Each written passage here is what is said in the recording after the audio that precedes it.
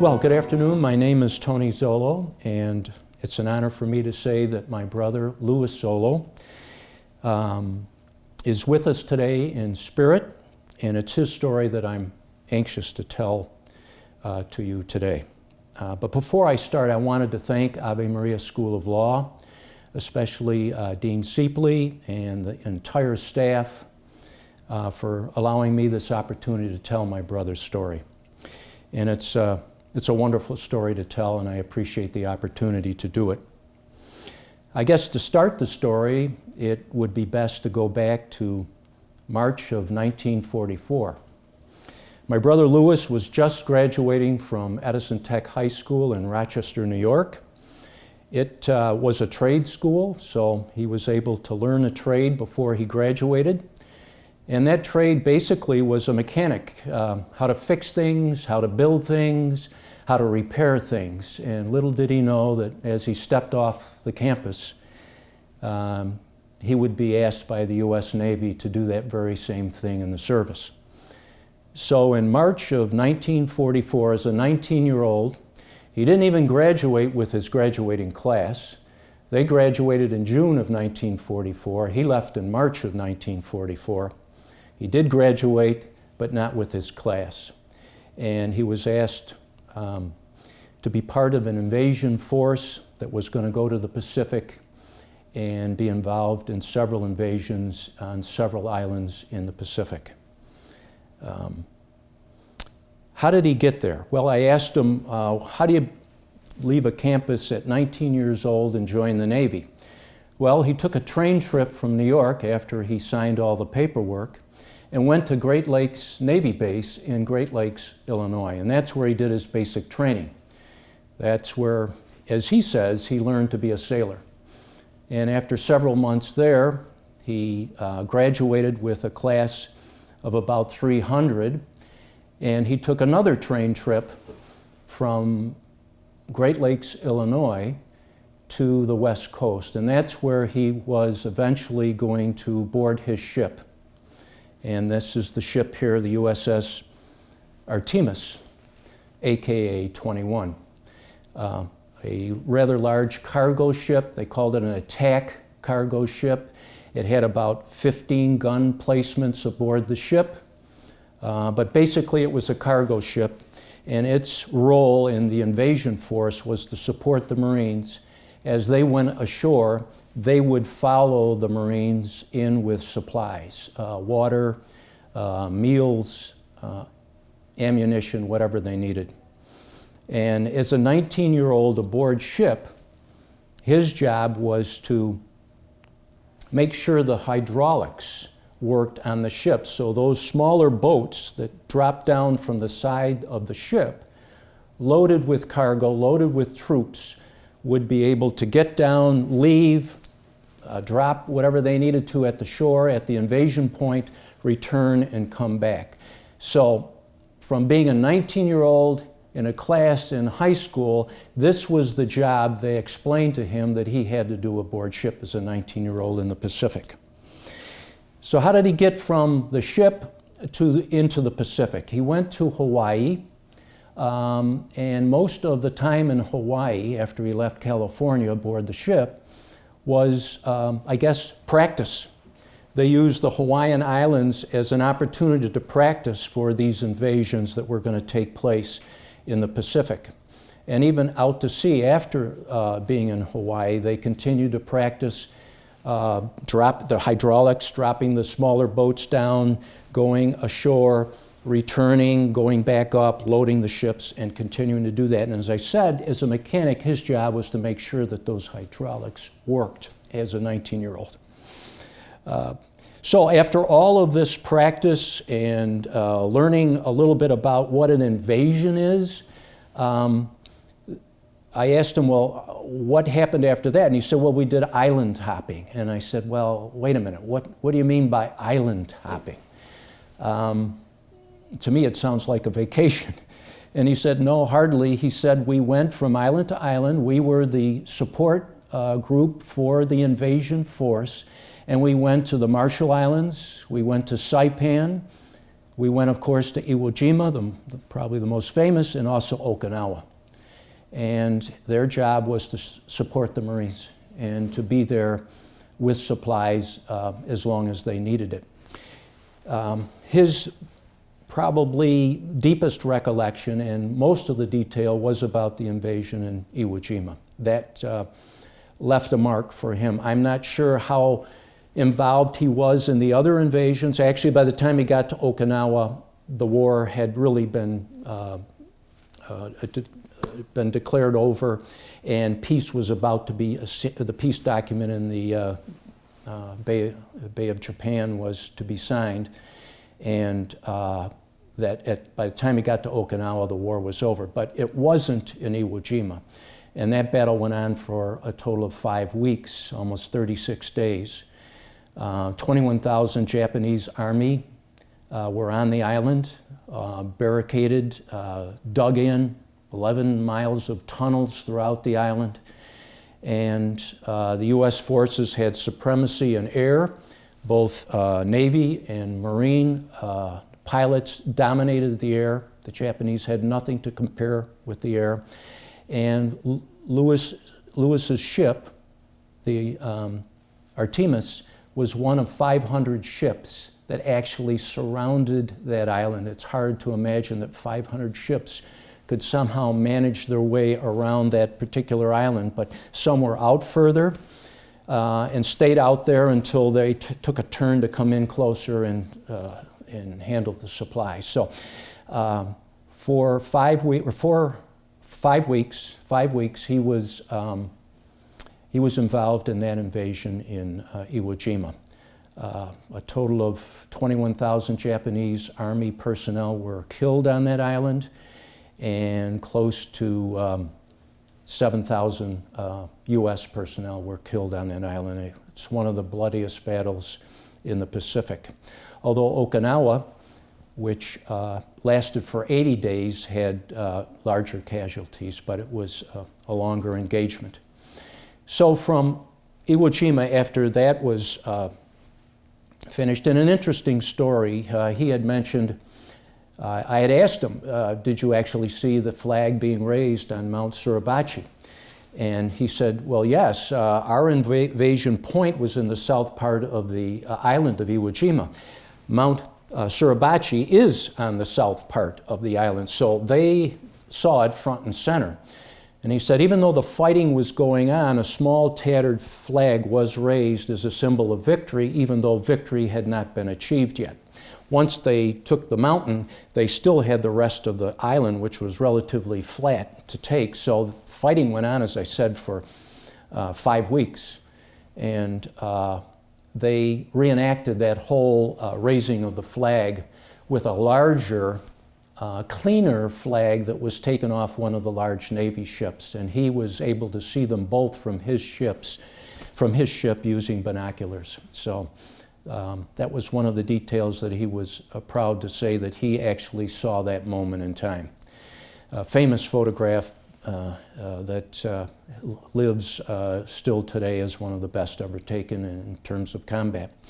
So from Iwo Jima, after that victory was completed, he went to Okinawa, expecting again to be involved in another invasion.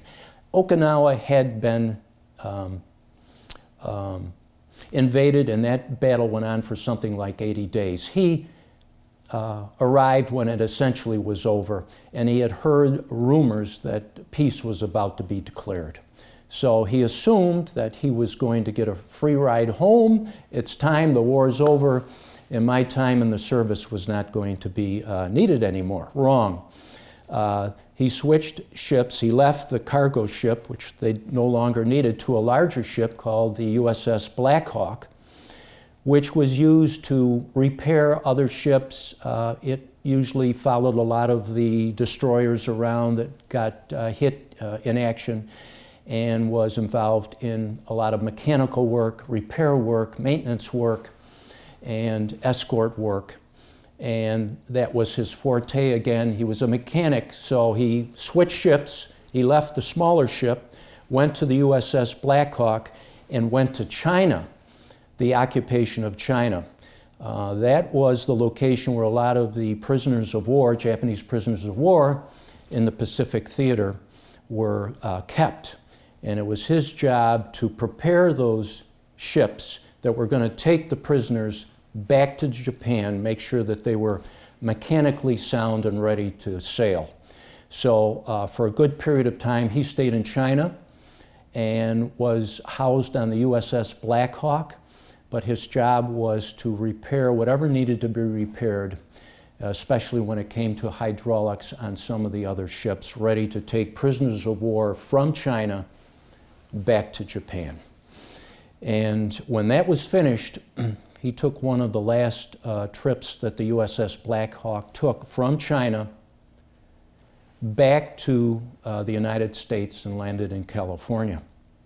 And that essentially ended his almost 3 years of service in the military, spending most of it, all of it really, in the Pacific and on land in China.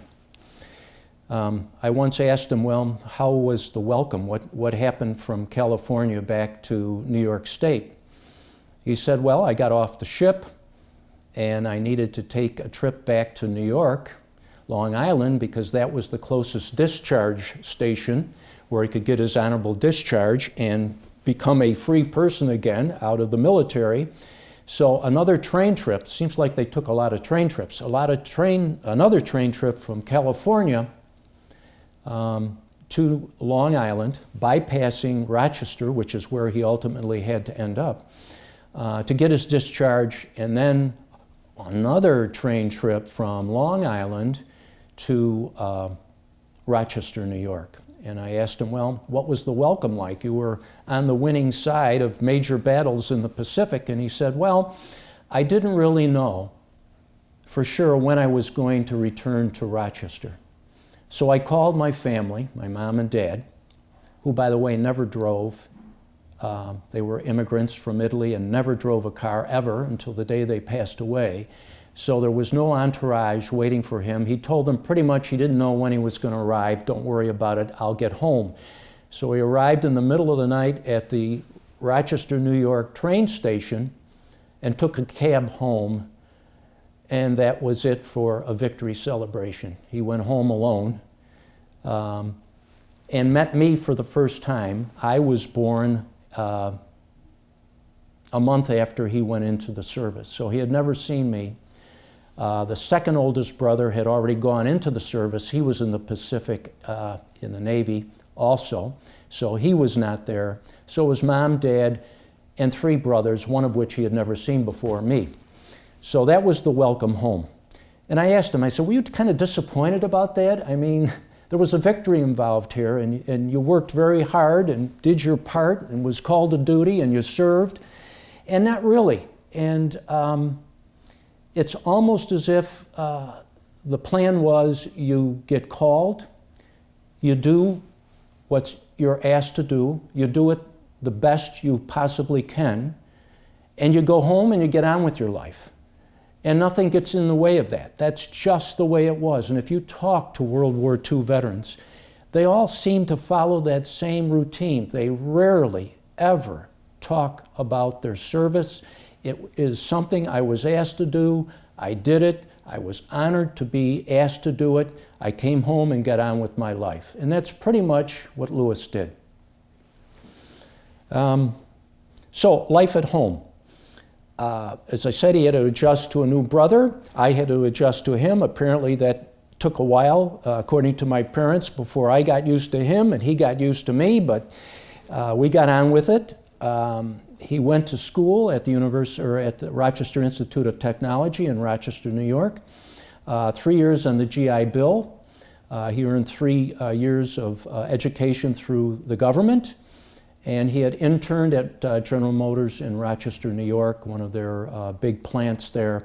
So the 4th year of education was picked up by General Motors. And he went on to spend a 40-year career with Rochester Products, a division of General Motors, and retired after 40 years of service with them. So it was the vision that you see so many millions of them going through. You come home, you get on with your life. Hopefully the GI Bill is ready there waiting for you. Take advantage of it, get your education. He graduated, got his industrial engineering degree, and went on to work with General Motors for 40 years.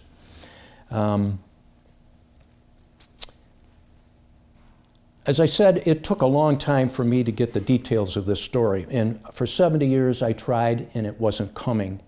There is almost an oath, it's almost like an oath that they take. They, meaning World War II veterans, they're just not going to talk about this. And you can push them, and you can cajole them, and you can say, hey, weren't you there? And you get a few sentences, and then it's, well, you just don't know. You'll never understand. And it's true. He served before I was born. I probably would never understand, but I still wanted to know. But it wasn't coming. I tried many times, and I'd get little bits and pieces. It was years before I even knew that he was even close to Iwo Jima, and that he was in Okinawa. And then what was this occupation of China all about? You never talked about it. Well, in 2012, and he was all of, I think, 87 at that time, I encouraged him to go on an honor flight out of Rochester, New York to Washington, D.C. to see his memorials and to be honored for the service that he gave to this country.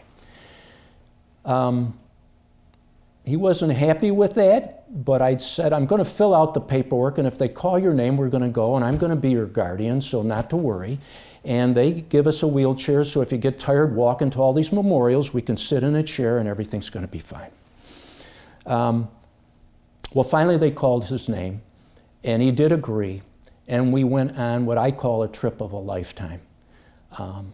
It was absolutely phenomenal. They do just a terrific job making sure that everybody is taken care of safely and to constantly honor them for their service. It is truly a trip of a lifetime.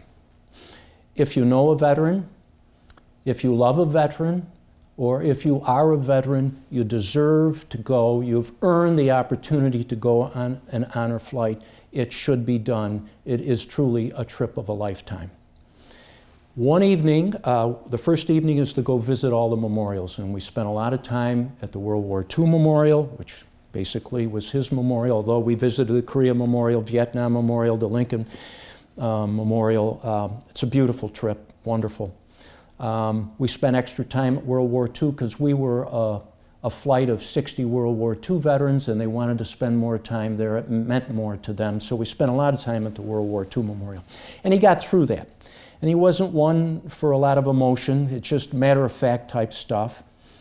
But then we got, later in the day, to the memorial for Iwo Jima and the Marine Memorial. And for the first time, it slowed him in his tracks. It slowed him down.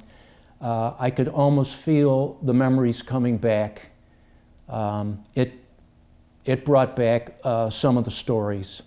And I just left him. He was in a wheelchair at that time because the day just wore him out, and they have wheelchairs for all the veterans. So my job was to make sure he got on and off all the vehicles and to make sure his wheelchair was ready to go at all times. But I backed off. I knew this was a special moment for him, and it took about 15 minutes. I don't know where he went. I don't know what he was thinking, but Iwo Jima was there, and it was very emotional for him, not tear emotional, but stop you in your tracks. Too many things he saw, too many comrades that he saw that didn't come back from that operation. And it got to him, and it was a moment of silence for him to spend the time necessary to complete that reconciliation. And that in itself was worth the whole trip. The whole honor flight trip was to let him have his time at that memorial. If it wasn't for honor flight, these things would never have come out. I know he would have taken them to the grave. He would have probably preferred not to talk about them. I don't know where he put all these things. There was a safe place that he would store these stories so he could get on with his life, but it's obvious they were there, and they were fresh when they needed to be fresh. And at this moment on this honor flight trip, they became very fresh, very visual, and it was obvious that he remembered. As an 87-year-old, he did not forget anything of that experience. That night we had a dinner, and they have a dinner for all the World War II, well, all the veterans that go on the trip and the guardians. So there's probably 150 of us there, and the crew that goes with us to make sure that we're safe and get everything that we need. We sat at a table, and again, I wasn't getting a lot of the story. We sat at a table with about 8 other veterans and their guardians. I was there, my brother, another guardian, which was the granddaughter of the next veteran that was over here. They both were in the Navy. You could see it on their Navy hats. My brother wore a different hat at that time, but they had the Navy logo on it. The other gentleman had the Navy logo on it. They connected, they saw each other. They said, Navy, Navy, Pacific, Pacific, Iwo Jima, Iwo Jima. Son of a gun, they served in the same invasion force, both on supply ships. My brother was on the south part of the island, and this other gentleman was on the north part of the island with another part of the invasion, essentially doing the same thing, working. And out came the stories. All I could do was just move my chair back, get away from the table, and let 2 World War II veterans talk to each other. It was magnificent. And the story I'm telling today is exactly what I began hearing that evening in Washington, D.C., thanks to Honor Flight. So, as I said, if you are a veteran, if you know a veteran, if you love a veteran, make sure they get on an honor flight. I asked him at the very end, before we were to come to this session a year ago, and unfortunately we had to cancel twice to do this with him because of family emergencies. I asked him, one of the last questions was, well, what lessons did you learn from being in the military? He kind of smiled and chuckled and said, well, really, I don't know. He kind of struggled with the words. He couldn't get it out. I don't know. And he stammered and stuttered just like that. And so I said, well, that's something I'm going to add at the very end. You don't feel comfortable with it? Whatever the reason is, I don't know. But there is a strength from that service. There is a call to duty. There is a determination. There is a reverence, an honor, a commitment, an organization, a discipline. All of that comes from that service. And I don't know if it's because he was overwhelmed with the question or he just didn't want to say that, but I saw all of that in him. As a matter of fact, in the 75 years I knew him before he passed away last September, I never once saw him shed a tear. I never once heard him swear, not even once in 75 years. There is a discipline, a strength, almost a resolve to reality. This is the way it is. I take it the way it comes, and I will handle it the best of my ability. That's it in a nutshell. That's what he learned from the military. Some of it, I got to believe, God gave him when he was born, but some of them came out of his service in the military. When you go to Washington, if you do, and if you do go to the World War II Memorial, there are several plaques around, some for the Pacific operation, some for the Atlantic operation. It's a tremendous memorial on the Mall of America opposite the Lincoln Memorial. It's a beautiful, beautiful. It took much too long to build, almost 70 years. The World War II veterans waited for it. But it's there, it's gorgeous, it's beautiful, and there's several plaques there with words on it. And I'd like to end with one that I read with my brother when we were at the World War II Memorial in 2012. And it reads, it's right there on one of the plaques, and it reads like this. Our debt to the heroic men and the valiant women in the service of our country can never be repaid. They have earned our undying gratitude. America will never forget their sacrifices. And those are the words of President Harry S. Truman after the Second World War. Whether it's on the Wall of Honor here on campus or the World War II Memorial in Washington, D.C., a grateful nation will never forget. Thank you.